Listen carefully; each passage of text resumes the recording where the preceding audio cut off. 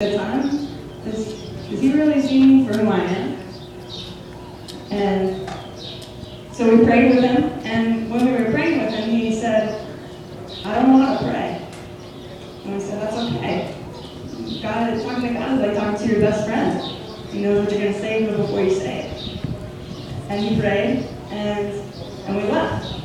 And the next day, 15 minutes after the church service had started, I looked back to the back of the pews that are in the back of the room, and there was Anna. And I can't even explain to you how awesome that felt. How real I felt for the first time in a long time. That my relationship with Jesus was affecting someone else. It was making Angel think that he could have a relationship too. Because who stayed after the service to talk more about God? Angel.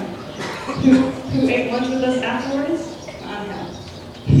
We went and got one right next to our church is this rotisserie chicken place. You know, the chicken wings there and just like walking chicken, yes, Lord, chicken, right? And we got one and we went to the park and we just sat and we just talked about life. And we laughed. And I felt real again. Well, there's a story that has to do with parties that we just had a little activity about in Luke chapter 14. And it's a story about this wedding, this big wedding party. And this is what it says.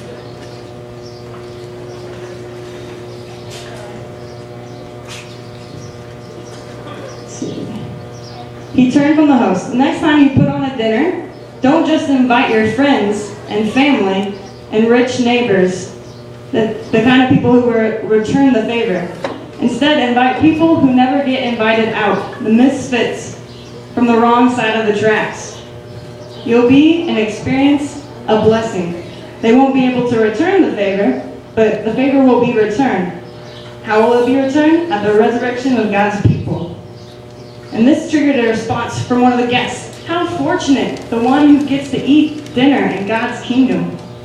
And Jesus followed up, yes, for there was a man who threw a great dinner party and invited many people.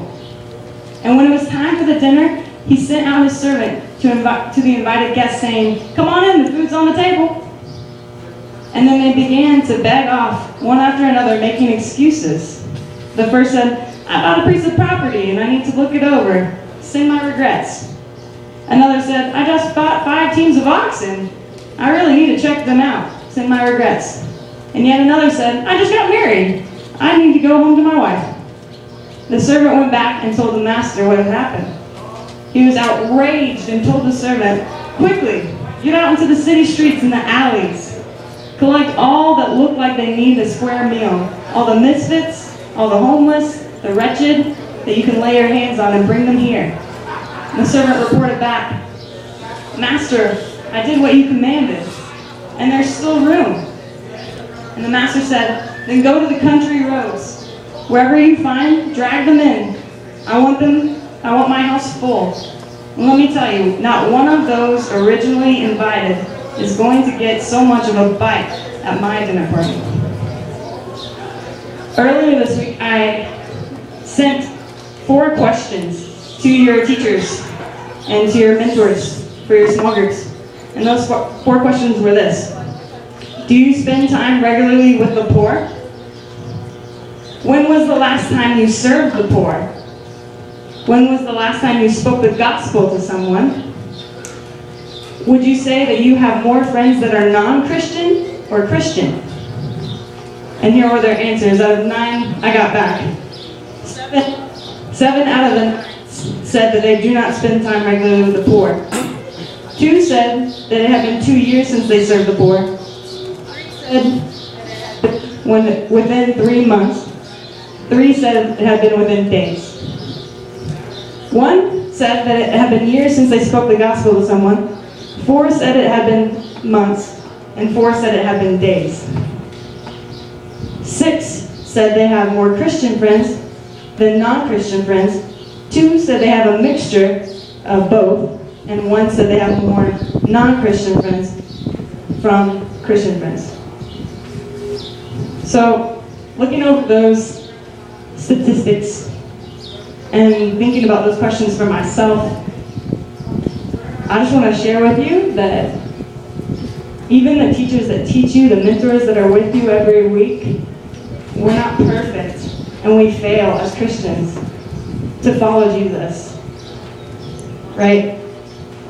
If we look at the life of Jesus, did Jesus play favorites? No. He loved everyone. He loved people that even hated him. He loved the people that mocked him. He loved the people that spit on him. He loved the people that nailed him to the cross. And he died for them. Right? Jesus didn't just come to die for anyone that says, oh, look at me, I have a good life, right? Oh, I go serve the poor, right? When I love Jesus, right, then I'm going to do the things that he did. I'm going to look for people that need to be loved and love them even if they can't love me back. Let's look at Luke 6:32-36.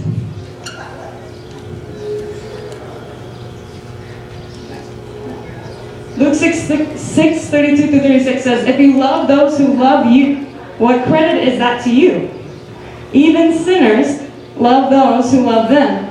And if you do good to those who are good to you, what credit is that to you? Even sinners do that. If you lend to those from whom you expect repayment, what credit is that to you? Even sinners lend to sinners, expecting to be repaid in full. But love your enemies. Do to them and let them without expecting get anything back. Then your reward will be great and you will be sons of the Most High, because he is kind to the ungrateful and the wicked. Be merciful just as your Father is merciful. That is nuts. That is hard. Is that hard?